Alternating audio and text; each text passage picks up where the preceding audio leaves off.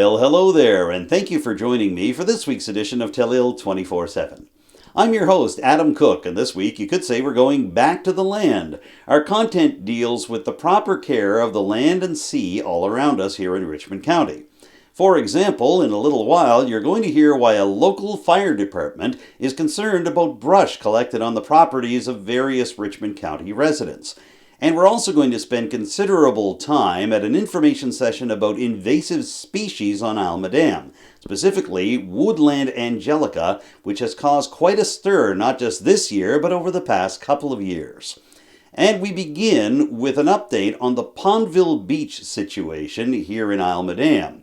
If you're watching the program before Wednesday, you may know that there is a Wednesday evening information session being provided on the topic by Richmond MLA Trevor Boudreau and representatives from Nova Scotia's Department of Natural Resources and Renewables. To help tee up our coverage of that particular event, here is Lisa Boudreau, who is the chair of a community campaign to see upgrades to Pondville Beach Provincial Park. She appeared before last week's Committee of the Whole meeting for Richmond Municipal Council. Here is that presentation in its entirety.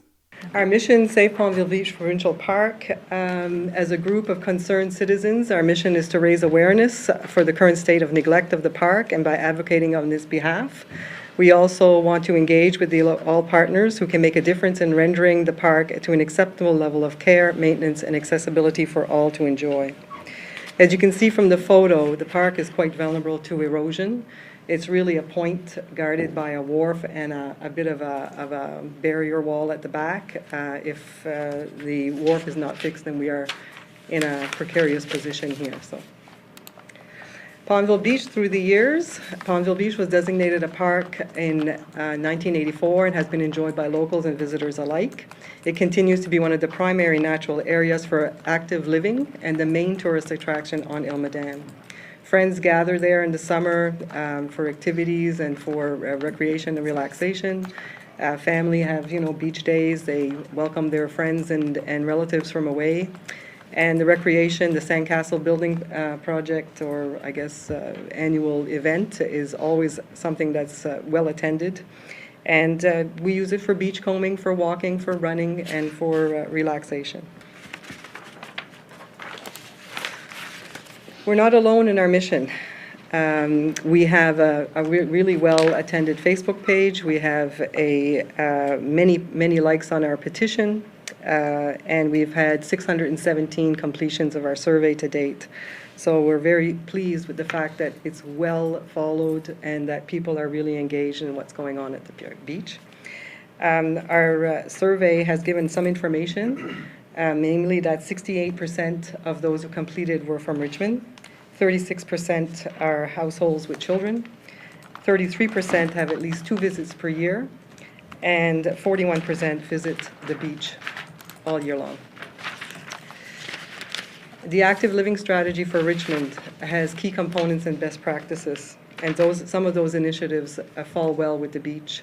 That it be local, that it be all-inclusive, that it be for all ages, that it uses community assets, that it be accessible, that it uses nature-based opportunities, things like cycling, parks, trails, walking, and that it be affordable for everyone, to name a few.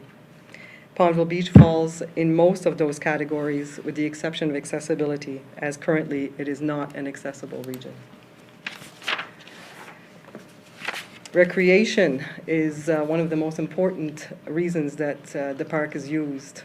Many land-based activities are possible that do not require lifeguard services and that support the active living initiative being adopted by the municipality of Richmond. Things like yoga on the beach, walking programs, beach volleyball, kite making and flying, painting in the park, mental wellness retreat, children's day camps, family fun days and picnics, scavenger hunts, and guided nature tours, to name a few. 56% of those who filled the survey said that they use the beach for relaxation and meditation. 55% of respondents said that they use it for recreation and exercise. 95% of the respondents use the beach for walking, 64% for swimming, 63% for sunbathing, and the next highest is 8.5% using the beach for SUP and kayaking. Many, a 48%, would like to see swimming lessons at the beach. 52% would like to see beach volleyball. And 57% would like to see walking programs. Accessibility support, removing barriers, and creating an accessible beach for everyone would involve certain changes at the beach. Wharf repairs being one of the main ones, that the wharf be stabilized and earmarked for an accessible viewing activities platform. Amenities such as accessible picnic tables and benches, accessible washrooms and Moby mats. Other amenities, bike racks, it's inaccessible if you have no place to safely guard your $1,500 bike, or your $500 bike, or your $200 bike, or whatever size it is. Garbage and recycling bins, and dog dispensers. 76% of respondents did not have a problem with accessibility, but 17% said they would not be able to access the beach. Of the remaining 7.4%, which were mainly comments, many said that although they had no accessibility problems, that family and friends did, and therefore they could not take them to the beach. Educating for habitat, safety, and compliance, creating awareness about the importance of preserving and protecting beaches through clear and concise messaging, visual representation, engaging content for adult and children, interactive elements, and a call to action. 85% of respondents said no when the question to whether or not there was protection for natural ecosystems on the beach. Many spoke of protecting the dunes, educating about the adverse effects of motorized vehicles on the dunes, and many spoke about the fact that the wharf was a danger to the health and well-being of people on the beach. When we traveled, we went to the beach often, and there was always a panel for children in the parks. And it was sort of like a soft touch, take in, take out kind of idea, where the kids could go and do a treasure hunt, and they would take pictures of the things they found that was on this panel. And then there was a QR code where they could download their pictures, and they would get sort of a star for being, ambassadors for the park. So it's just a cute way to have them not touch anything and still have fun. As much as we are passionate about the beach, we can't do this alone. We need our partners, and we believe in a collaborative approach, and have identified the following groups as partners for our efforts to ensure Pondville Beach Provincial Park is accessible to all and preserved for generations to come. The two most important proponents to that is the Municipality of Richmond and the Department of Natural Resources and Renewables.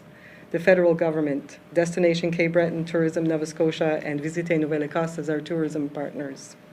Health and Safety for Seniors, Department of Community Services, Nova Scotia Nature Trust, and the Nature Conservatory of Canada.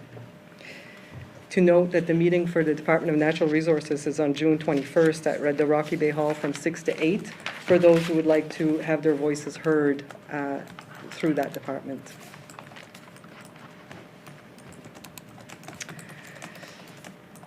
We didn't get to where we are overnight, and we're not going to be an overnight fix either. It's going to take time, commitment, planning, execution to get all the pieces back in place. And we have to start somewhere, and there's a role for everyone. The Department of Natural Resources and Renewables, to remove barriers by adding amenities to improve accessibility, to schedule regular maintenance and cleaning of the park, to fix the wharf, and to ensure that best practices are used in the rejuvenation of the dunes. Municipality of the County of Richmond, to plan weekly recreational land-based activities at Pondville Beach, and to ensure that the Department of Natural Resources provides a letter to ensure that they are able to use the park. To fund and purchase any equipment required to make the activities accessible for all.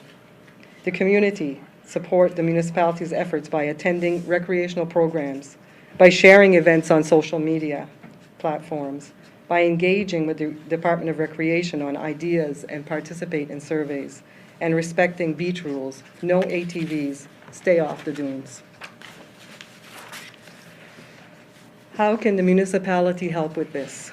Clear and simple is what we tried to do here, and we gave a 3-year scope as to how things could unroll. This summer, to acquire a letter of authority from DNRR to hold weekly activities on the beach. Those can be pop-ups. They can be for kids, for adults. They can be learning activities. They can be science-based. It can be anything at all. And to ensure that the wharf is used in those platforms as well as an activity platform. To correlate and hold the first annual beach ecosystem and environmental impact session to raise awareness of the purpose of the beach, of the dunes, and the negative impacts of ATVs and the beach. To involve the ATV Riders Associations in the county, not just the Almadam ones, for the importance of that. In 2024, by the summer of 2024, to purchase and provide MobiMats to render access to the beach, to the wharf from the parking area. To provide equipment and supplies to support additional activities as identified by staff and the community. By the summer of 2025, to add a short ramp and MobiMat to access the beach from the top of the wharf. Hopefully by then, the Department of Natural Resources will have remediated the portion of the wharf that's now unable to be used.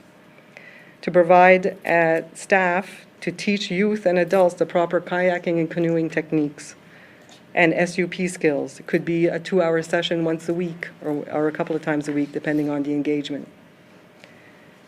To correlate with the Department of Natural Resources to determine the best position of an accessible kayak launch pad.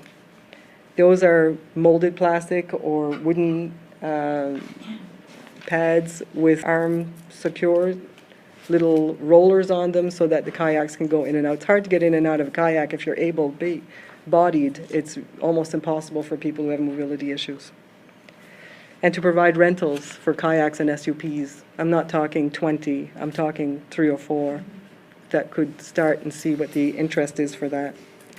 It's interesting to note that the 8.5% of those who use SUPs and kayaks now, 52 persons do access it from the park or from their own homes across the channel of water.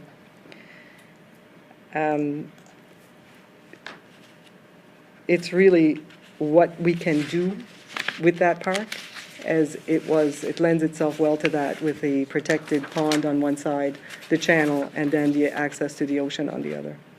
I guess the last question is, are you in? Is the municipality of Richmond able to offer some support to these initiatives and in a concrete fashion? And I think I can probably answer the question of are you in pretty succinctly, because we've already said that we are in. So we're going to start with the letter to the province, and definitely didn't want to send that before tonight, just to make sure, that we weren't going to be missing any important points. So now that we've got this under our belts, we'll draft that. I do have a list of the points that you provided, and I think it's the right list. So just to make sure, I'm going to send you a draft of the letter first. You can maybe take a peek, and then we'll go from there. Yep. And again, just knowing that some things are municipal sort of responsibility, some things are provincial responsibility. We're just going to kind of keep that in mind when we're requesting them to consider certain actions. So yes, and we recognize that. Yeah. That some of them may be a combined. Yeah, where exactly. Both parties have to be on board. I think we've got the info we need to march forward. So Wonderful. we'll do so. Thank you very much. Yes. Thanks for your time and great presentation. Can I just do a little shout out to Maxine David for some of those pictures, because she's been posting them on the Facebook group too, and she does a great job on the pictures. Yeah. And we'd just like to mention that the Richmond Council Committee of the Whole meeting presentation regarding Pondville Beach Provincial Park was put together by Shauna Austin. Right now, let's shift gears and head over to Centre La Picasse in Petit de Grat. That's where, on Thursday evening, June the 15th, a presentation was made regarding invasive species in Almadam, specifically Woodland Angelica, which has been causing problems for Almadam landowners over the past few years. There's a fuller version of what you're about to see on our Telile YouTube channel, but we thought that the portions concerning Woodland Angelica in particular would be of great interest to our Telile 24/7 viewers. So we have a presentation being made by the Nova Scotia Invasive Species Council's Outreach Coordinator, Houston Grimsby Surrett. You're also going to hear some questions and commentary from the director of the Isle Madame Garden Club, Claire Doyle. So I would like to introduce Justin Grimshaw Surrett. I hope I have your name said correctly. He's a graduate from St. Mary's University in 2020 with a Master's of Applied Science degree in biology, where he studied ways to improve green roof habitats for insect pollinators. Now that's a very interesting field. Very interesting indeed. For over 4 years, Justin has been instructing environmental science classes and labs at St. Mary's University.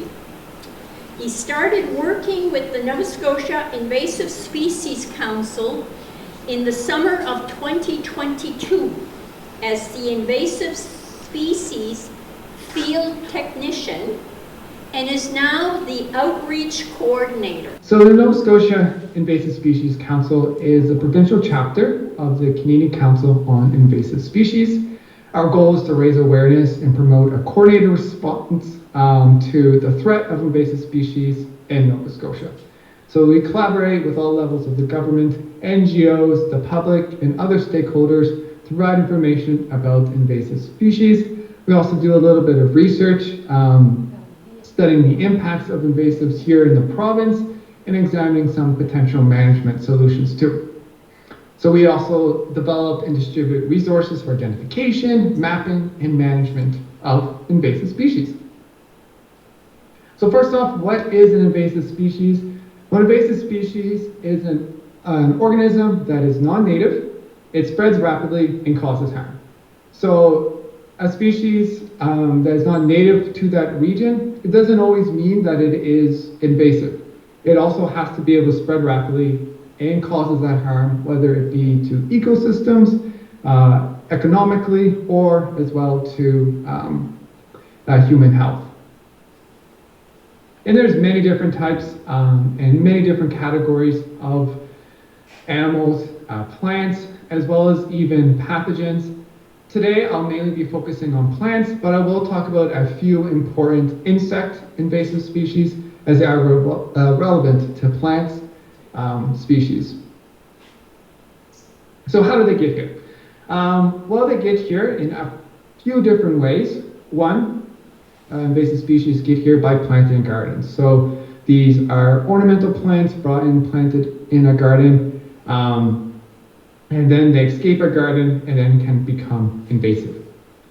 Releasing unwanted pets, so the intentional release of goldfish or turtles or other pets that you cannot keep any longer and release them into the wild. That's another way invasives get into the ecosystem.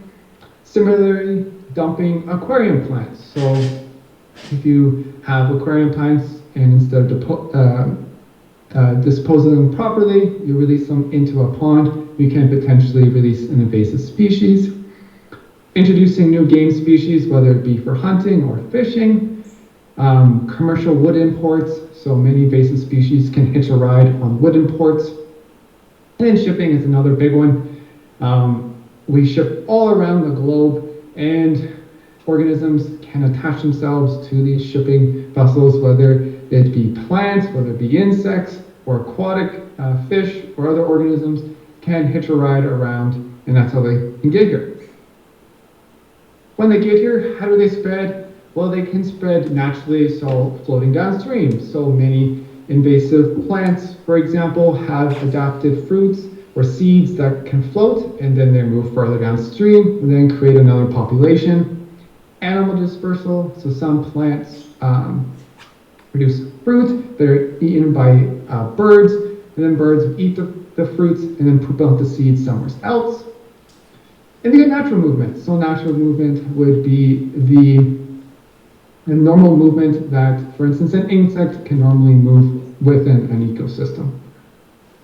But we humans, we also spread invasive species, whether it be hitching rides on boat trailers. So a boater who doesn't clean their boat off as they pull it out of a water system can potentially transfer invasive species from one area of a pond system to another water system that previously an aquatic species wouldn't be able to make that jump. Ballast in water tanks, so ships will intake water, and then when they intake water, they can bring in organisms and then dump them out into a new area. Seeds stuck in hiking boot treads, seeds stuck in tire treads, or to pets such as dogs. This can also spread invasive species around.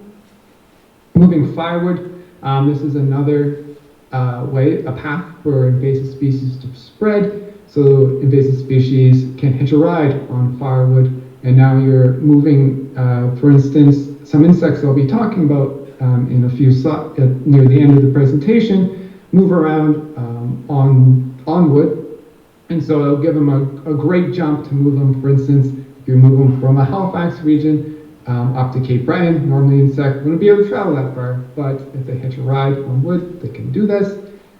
And then not cleaning off recreational equipment. So this kind of, again, falls into that previously I was talking about in terms of hiking boots and so on. So what are the impacts of invasive species? Well, it's widely accepted that invasive species are a huge threat to biodiversity worldwide. In Canada alone, more than 20% of our species at risk are threatened with extinction by invasive species. Invasive species do this by predating on native species, taking their food resources in space. They contribute to soil degradation as well as erosion. It also causes degrading water quality and habitat. Invasive species can also introduce new diseases, and some may have adverse health effects on human health. Invasive species also can impact infrastructure. From an economical viewpoint, invasive species greatly impact forestry productivity, agriculture productivity, as well as fishing industries, as well as reduce recreational opportunities. So needless to say, they can have quite a substantial impact. Okay, that's kind of like the overview of invasive species I wanted to talk about. Now we'll get into some actual examples of invasive species. And so the first one that I'll be talking about is Woodland Angelica. So this is a large biannual member of the carrot family that flowers from July to September. So it has a 2-year life cycle. In the beginning, and the first year produces just leaves, and the second year it will flower. And as which was mentioned earlier, it has been around for quite a while. And Cape Breton and Fredericton are ground zero for Woodland Angelica invasion. And on this map here, this just shows, I don't know if you can, hopefully you can see it. I know sometimes on the projector it's harder to see these types of images, but it is an image of North America. And a lot of the observations of Woodland Angelica are in Nova Scotia, in New Brunswick area, but you can see some now popping up in southern Ontario. And so this species spreads by seeds primarily, but it can also spread through movement of roots as well. It's, oops, sorry about that, I lost my screen. There we go. Yeah, so it prefers open areas with damp soil, so really likes disturbed sites, such as ditches, hedgerows, marshes, fields, and woodlands. However, despite preferring damp soil, it can also withstand drought and has wide light tolerances, so it can be found in full sun to also full shade.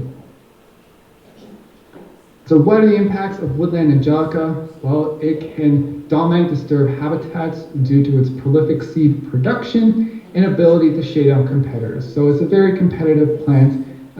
It grows quite tall and can shade out a native species in these disturbed areas. It also can disturb pollinator networks, and so this is a species of plant that's quite attractive to pollinators, which it could be a good thing, but what it does is it can be so attractive that it can pull away pollinators from native plant species, and so the native plants don't get as much attention as they should. And they're also not concerned by herbivores, so insects will not feed on these plants and other herbivore plants. This species also has a toxic sap that can cause rashes and burns when in contact with human skin when exposed to UV light. So how do you identify Woodland Angelica? Well, this plant generally reaches 1 to 2 meters when it's in flower, so it's quite a tall plant. It has umbel inflorescence, and what this is, like, they have this almost umbrella-shaped flowering structure, as shown here. It has these small white to lilac flowers. So there's many flowers that make up these floral displays, which are borne on a thick hollow stalk that can have purple-colored joints along it. These angelicas as well can have almost like a globe-like shape to some of the inflorescences, as you can see here in this image. So they have large pinnate compounding leaves, but this basically just means is that this whole structure here is one complete leaf, and it's broken up into smaller little leaflets. And then these little leaflets have these tooth margins, so they don't have a smooth edge, instead it's a tooth. So, there's many species that look a lot like Woodland Angelica. It is within the, like I said, the carrot family, and so there's many species that closely resemble it. So here's a few ones that are around here and can be mistaken as Woodland Angelica. One being giant hogweed. So this is a species that we'll be talking about in a bit. We also have common house parsnip. This is actually a native species. And we got Queen Anne's lace, which is another invasive species. One important note, all these species have that toxic trait in their sap where when exposed to UV light can cause skin irritation. Giant hogweed, as I'll be mentioning in a bit, is the impacts are much more severe compared to the other species. But yeah, so when you're just looking at the flowers, that can be relatively difficult to ID out. They all have a very similar flower structure, that umbrella-shaped flower with white flowers. Angelica, though, does have these spherical shaped inflorescences, while the other ones tend to be a little bit more flat. But looking at the leaves is one of the best ways. So for instance, with Angelica, we have, like I was mentioning, all those different little leaflets that are these oval shaped, and none of these other lookalikes have this. Giant hogweed is much more toothed, leaf shape. It has these deep cuts into the edges of the leaves, and very pointy in appearance. And then in common cow's parsnip, again, this leaf is quite a bit different here. It's a lot more fuller. It's sometimes referred to as having little mitten-shaped leaflets. If you look at this one, it kind of has, like this would be the thumb, and then this would be the rest of the mitten shape. And then we have Queen Anne's lace, which is quite a bit different in terms of appearance in comparison to the other species. So once you figure out if it is Angelica based off the leaves there and the flower, we actually have in Nova Scotia 3 species of Angelica, and 2 of them are native and do not pose any issues in terms of invasiveness. And so it's just something I wanted to talk about here, is how to differentiate these. It can be difficult, and so if you ever are working with Woodland Angelica and trying to remove it, feel free to reach out to us via email. It'll be at the very end there, and we can try and help you with that. But yeah, so basically, if you have an Angelica, what you want to look at is the upper leaves of the flowering stalk and where they emerge from the stem. They have these leaf sheaths, which is this structure here. And this is the first characteristic you want to look at. With our native species, the seaside Angelica, this leaf sheath is quite small. It's similar to the same size of the little leaves themselves. However, with the invasive species, it is much larger. So you get, as you can see in this image here, it's much larger than these other little leaflets here. Also, the seaside angelica is restricted to coastal areas. So if you're in a coastal area, it may be the seaside one. If you're not, then it's unlikely to be seaside angelica. These plants are a little bit more stout too in appearance as well. So now though, if you did observe one that does have this larger leaf sheath, then you would want to look at the flowers themselves. We have a native species that also, of course, has this larger leaf sheath. So we now need to look at some other characteristics. The native species, called purple angelica, doesn't have hairs in the upper portion of the plant. So these very tiny little hairs that would be on the stem. And they tend to have a purple to reddish color, and they're much more common in natural areas. While the invasive species, these plants have hairs up in the inflorescence or the flowering area of the plant along those stem structures. And the stems can also have a purplish tone to them. So as well, so even though this one's called purple angelica that can have these really purple stems, of course the invasive species also has this, so it's quite tricky to ID out. But if you are looking in seed in a disturbed area, so an area that's like alongside a highway and ditches and so on, it's a good chance it is woodland angelica. As I mentioned, it is quite difficult to separate these species, so if you have any questions about that, feel free to ask. Okay, so what do you do if you have woodland angelica on your property or you're trying to remove it? And so this species is, like I mentioned, a biannual plant, which is a good thing in that it does only live for around 2 years. So it can make management a bit easier in comparison to other plants that are not short-lived. And so what you want to do is dig out the first-year plants. So these are the leafy plants that are first emerging. You can dig those ones out. But if the plant is going into flower, it's recommended just to clip the seed heads or flowers off these plants, as basically once they flower, they then die. So what this does is it prevents them from releasing more seeds into the environment. And so the following years, all that's going to be growing back now would be the seed bank. So whatever seeds were released prior to this. And over time, it does take quite a while to do this, but over time, the population will begin to decrease.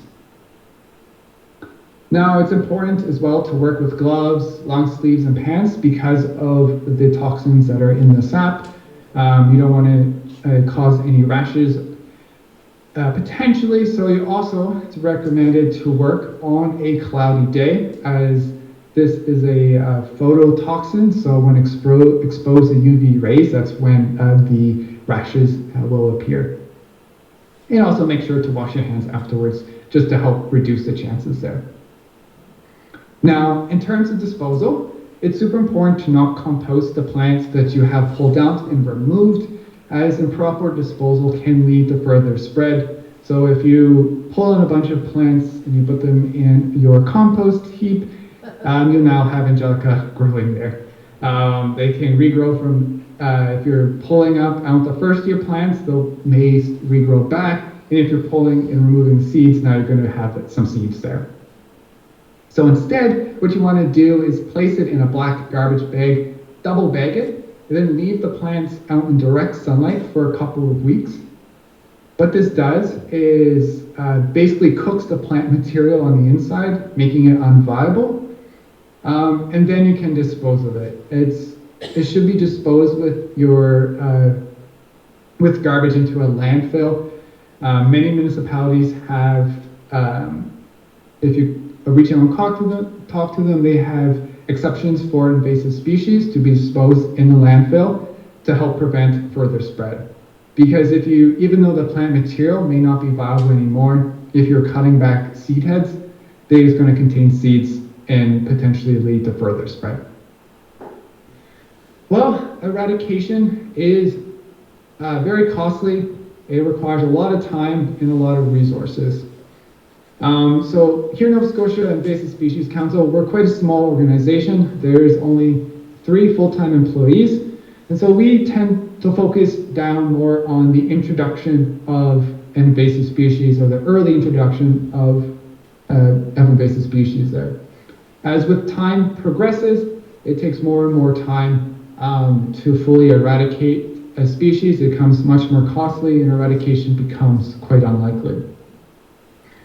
So we try to tackle invasive species through the prevention method, through different programs, which we'll be talking about in a second, through early detection and rapid response, and in management. So, for example, the dog triangle vine, where we're trying to control the species before it spreads throughout the province.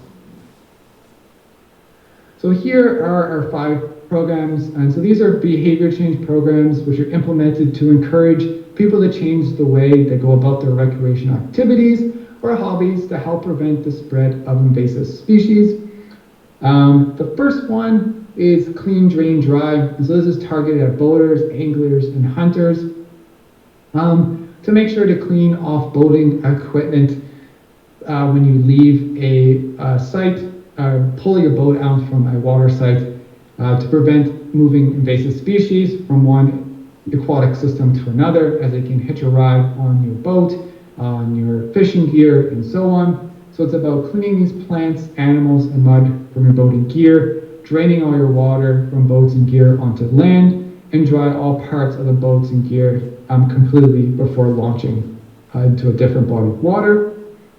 Buy local, burn local. So this targets a hemlock woolly adelgid as well as emerald ash borer, about buying your wood locally and not bringing it with you, for instance, if you're going camping.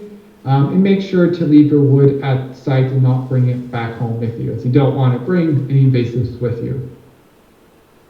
Then we got Play, Clean, Go. So this program is about cleaning off your gear before and after entering a recreational site.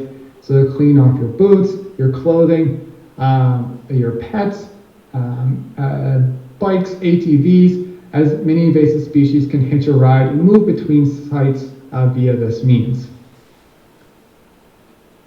Don't let it loose. This is about not letting pets into the wild. So like I was talking about earlier, goldfish, turtles can be quite invasive, so it's important to find them a home and not to release them into the wild. And the same thing in terms of aquatic plants. So releasing them into a pond can introduce new invasive species.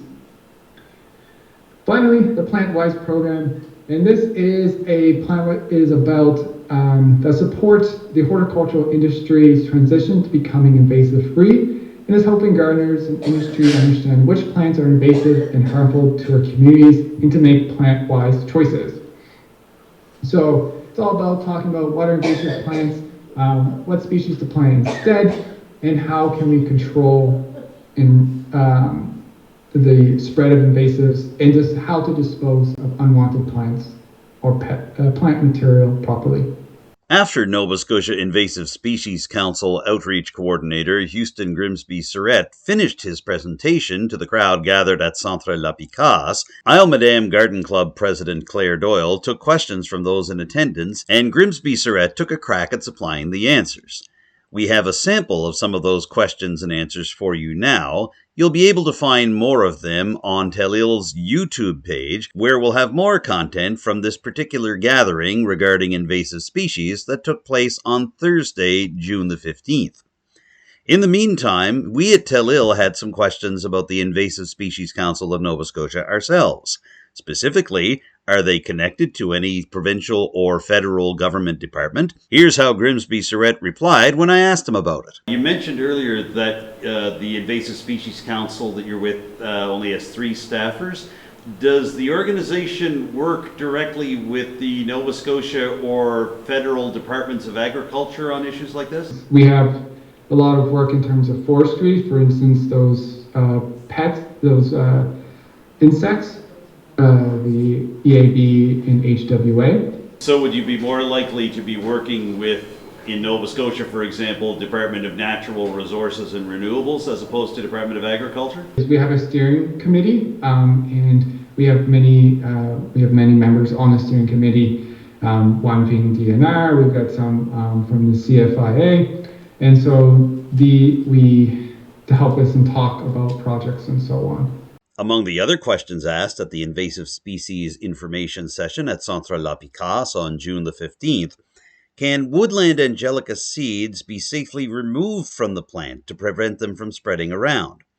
Here is how Invasive Species Council of Nova Scotia Outreach Coordinator Houston Grimsby-Surrett answered that question. If it's done, I suppose, before the flowers go to fruit, because if they do go to fruit and start to produce seeds, then the seeds would be really hard to remove, right? That could help for sure. Obviously, with a big patch, it's gonna be really hard to go in there and trim and cut individually the seed heads. That's definitely kind of the recommended one, just because that makes you for sure that you get all of those seeds to help reduce the seed bank. It's hard for me to truly say, because with wheat, like cutting it down like that, you could still potentially release some seeds into the environment. That would be my only concern with it. If you cut them down prior to it going to seed, do you have to do the bagging, or is it mostly the seeds that you're concerned about, bagging of the seeds? The seeds definitely are the main concern. If you are digging them out, bagging as well is an important part to make sure you get those roots. In terms of the upper foliage and those leaves, I don't think that they can root. So if you were to be cutting those back, I don't think that would lead to further spread. But as a precaution, something that we always recommend is definitely to bag up that plant material that you cut down either way. Would they be hard to control if you have like a really large swath of that Angelica, really large patch? You can't actually hand dig them all out. If you cut them, what effect does it have? What effect does the root have?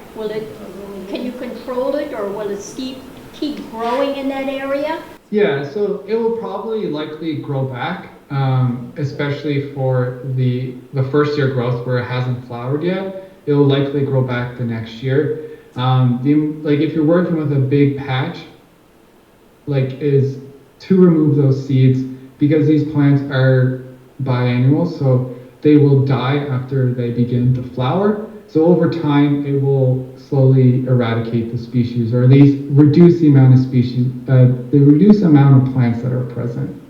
If you cut the seed, if you cut the flower down and you bag it, will that eliminate? Will it eventually kill the plant? Once it flowers, that plant will die. It won't live another year after that. That's like this species of plant will, once it produces flower, it's done. So if you cut off that seed head, that prevents it from releasing those seeds, which could create more growth. But that plant that you cut that seed head from will die. I tried last year the bagging and the black and all that. It was quite demanding, because I probably have about 2 acres of Angelica just west of my yard, and it's nobody lives there. It's abandoned. So I did all my yard pretty much every morning for the month of August, going around cutting and bagging it. The question I have is about bagging. It's interesting, and you put it in bags, and I had gloves on and tried not the same old clothes every time just to make sure. I can't bring that black bag to the dump here, because you can't bring black bags in Richmond County. No? You can't. So I can't compost it. I can't pull it out of the bag and put it in another bag. It's a very practical question, because I got a lot of it. I went through about 12 bags last summer, and they're actually just sitting in my driveway right now still. The first year that I cut the Angelica, I put it in black bags. I took it to the dump. I dumped it out where they told me to at the dump, and took the bags to the garbage. Can you keep them on your property and then in January actually do a burn? So in our guidebook, it says not to burn them, but Honestly, when you're working with that many invasive species, and in the past, like many others, we do talk about you can burn the plant species. I would say it's probably fine to burn them, especially when you've got that many plants. Because you are keeping them at the same site. They've already went through the process of the sun taking them. Yeah, it's a gross soup right now. Yes, okay. So the question is, can she burn that in January? In our guide, we do say you're not supposed to burn it, to just dispose it at a landfill. But if there is those issues there in terms of disposal, burning them, I can't see any issue with burning them in January. After they have, like you've already done, treated them in the bag, I can't see any issues there. And especially since you will be likely burning them on your own property, so it's not like you're moving them around. And so I think that would be fine. You should take a little trip up to Arishat in August and take a look at our Angelica. Can you not tell us that this same thing will not happen to hogweed, because hogweed spreads exactly the same? Yeah, In 20 years, are we going to be looking at hogweed everywhere up here? I hope not. Yeah, but if we don't get it now, it's going to be gone, just like Angelica is. Yeah, it is one of those species that can definitely spread. And so whenever we get a report, we always try to inform the people how to remove it and so on. Last year, this gentleman had his property all cut By a contractor. by a contractor with a Bush hog. bush hog. Now this Okay. year he wants to know, should he be doing the same thing? So one of the issues with doing it with that method is the seeds can still stay on site. It will definitely likely come back this year as well. And so it's important to make sure to remove those flowering heads from the site. I don't know how big of an area, likely by the sounds of it quite big of an area. He did it before it flowered. I would definitely recommend to continue doing it then, or definitely cutting it back by however means, because it will definitely come back this year. Whether it be from those first year plants that were cut back and now they're coming back to flower, or the seed bank, which also produces flowers each time, plants each time. You could spray herbicides. We always recommend that as kind of like a last ditch effort. If you were to spray it, I guess before it went to seed, then you would be killing the plant and preventing it from going to seed and producing seeds. So I guess as long as you spray it before then, it would be an option. Is there any other environmentally friendly sprays rather than a chemical-based spray? Off the top of my head, again, I do not know of any particular environmentally friendly ones. A lot of times we work mainly at the Invasive Species Center with mechanical removal. So this would be the cutting back the seeds and so on. So I'm not too much aware of one that would be effective, or I'm not really sure of any particular studies that looked into it, but this is something that I could definitely look into and get back to you about if there is anything in particular that would be good, environmentally friendly type of spray. Do you know if there are any groups in Cape Breton that are doing Angelica pilot programs? Maybe municipalities? I don't think that we're aware of any pilot projects there in terms of removal. Is that what you mean? Yes, that's right. Yeah. Yeah, I'm not aware of any that are currently going on. The lady is asking if once the flower gets cut, the stalk is a tuber, right? It's hollow? Yeah. So she's asking the question, could something get poured in the tuber, such as salt or salt water, ocean water or something like that, that would kill the roots of the plant? So the species, Woodland Angelica is a biennial, so if you do remove the seed head, the plant will die by itself naturally, because once it goes to flower, it will die. So if it goes to flower and it dies, why does it Why does it come up the second year? Of the same plant coming back up the second year? It doesn't come Or- up the second year? If you cut the seed head, does the root come up the second year? No, that plant will die. That particular plant will die when you cut the Yeah. root. While there were some questions that Houston Grimsby Surrett wasn't able to answer during the June 15th information session at Centre La Picasse in Petit de Grat, he promised to research the answers and get them back to the community as soon as possible. Isle Madame Garden Club President Claire Doyle expressed hope that the Invasive Species Council would be able to have these answers for residents of Isle Madame later in the summer. Now, during that presentation and question and answer session about Woodland Angelica, you might have heard a couple of people talking about whether it's safe to burn this invasive species to try to get rid of it. Well, burning vegetation has caught the eyes and ears of a local volunteer fire department, specifically the Isle Madame Volunteer Fire Department, which recently issued correspondence to Richmond Municipal Council. In the letter that was sent to the municipality, the Isle Madame Volunteer Fire Department asked about what can be done in terms of a partnership between the department and the municipality regarding brush that has been spotted on the yards of various people around Isle Madame. How did the various members of Richmond Municipal Council handle this issue? Here's a look at some footage from last week's Committee of the Whole meeting to show you.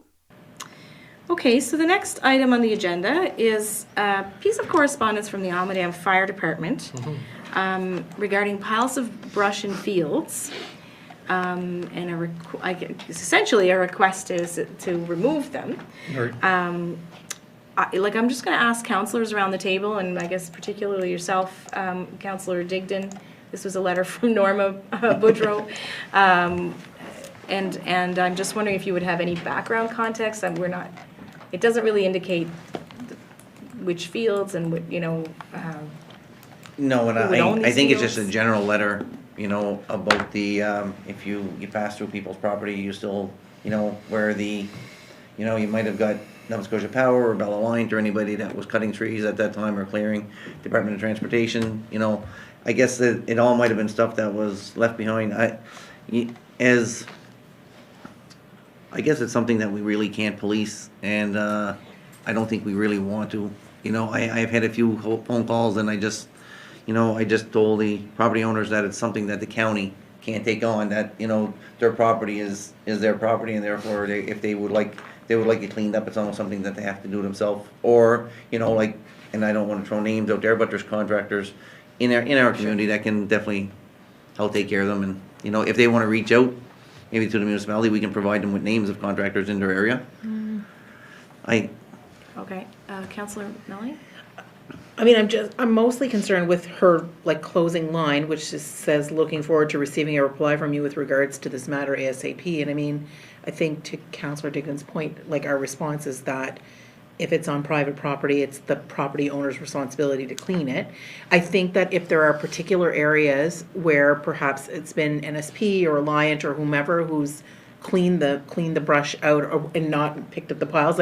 I just remember back to a time when they did some clearing on McHackern Road, right? Yes. And I think you had brought it forward. We contacted Alliant, and the next week everything was picked up, right? So Yeah. if there was more detail, then perhaps the warden could send a letter, or we could make a phone call to the appropriate bodies to say, hey, this is an issue of safety, can you clean it up? But Yeah. I don't, Yeah, I mean, Yeah, and that's- other than that, I don't know what action Actually, we that's a can great- take, that's a right? great Or point, because if it was our property. It happened a couple of weeks ago, actually, coming up the side of our property, and it was Nova Scotia Power who had cut the trees at that time, and I personally phoned Nova Scotia Power, and within a day or two, they had and they were aware. The gentleman just thought that they had all been picked up, but they weren't, so he sent a crew in and okay. cleaned them up. So, Yeah. yeah, to your point. Yeah, okay, so maybe I would make a motion that we ask you to reply to Norma, just to indicate that if it's on private property, that it's the that's the person's responsibility, but if she had specific instances where it was Nova Scotia, a larger entity, if you will, that Yes. Yeah. to contact them, or if they felt they would, if they weren't getting anywhere doing it themselves, that perhaps reach back to us and we could send a letter. So this letter was addressed to you, Troy. Would I it be have no more problem. appropriate for Oh, you yes, to- of course, yeah. And we're then not yeah. doing government to government, Exactly. so I'm fine with Yeah, it that's coming fine. from. Yeah. Okay. Yeah, great. Okay, So so, I will make that motion so the then. motion would be to ask staff to reply Yeah. to Norma, indicating, our limitations on private Yeah. property, and that if, as you say, a larger entity had caused Yeah. the issue, to contact them directly. And maybe we want to get that info out to the public as well, like Councillor Dickon said, he called Nova Scotia Power himself. didn't he? Yes, that's You right. know, So Yeah. if we can make it public to the residents that have problems with Nova Scotia Power or Bell Alliance, maybe. We'll We couple give them it with those a nu- kind of an awareness Right. post on Facebook. Okay, that would be Yeah. great. Absolutely. Great.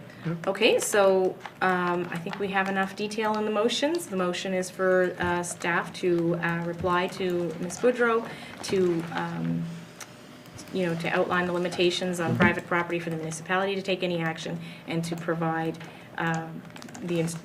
information on who to contact should a larger entity have been responsible for the piles of brush. Okay, could I have a seconder on that motion? Yeah, I'll second that motion. Thank you, Councillor Sean Sampson.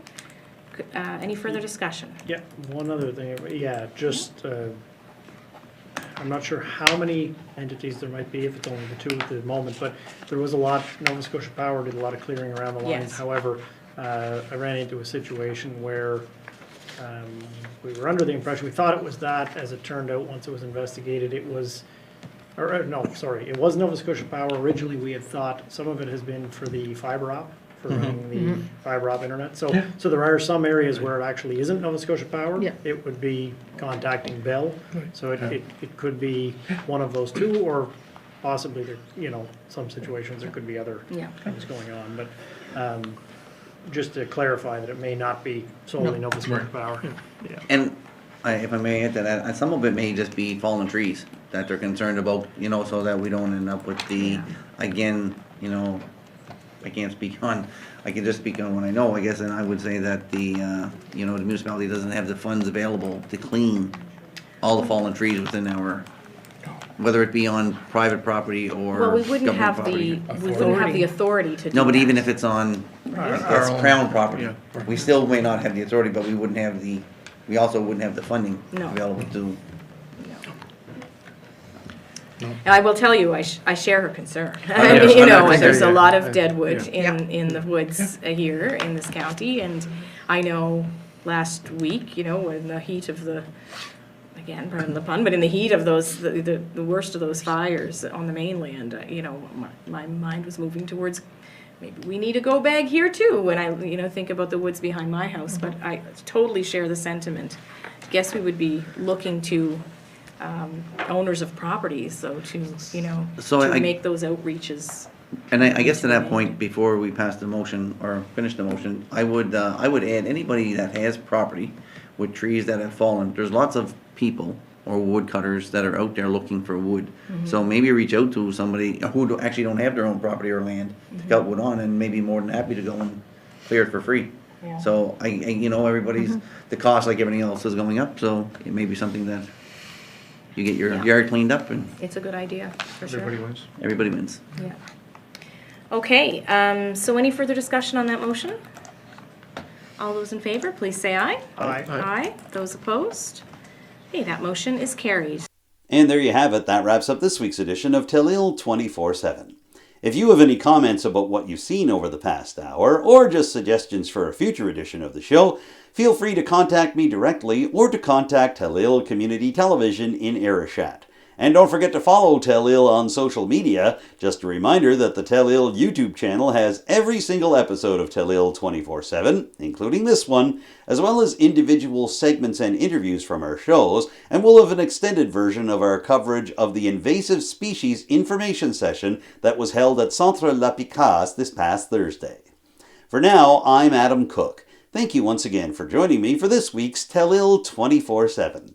I look forward to seeing you again next week with a brand new show. Bye for now.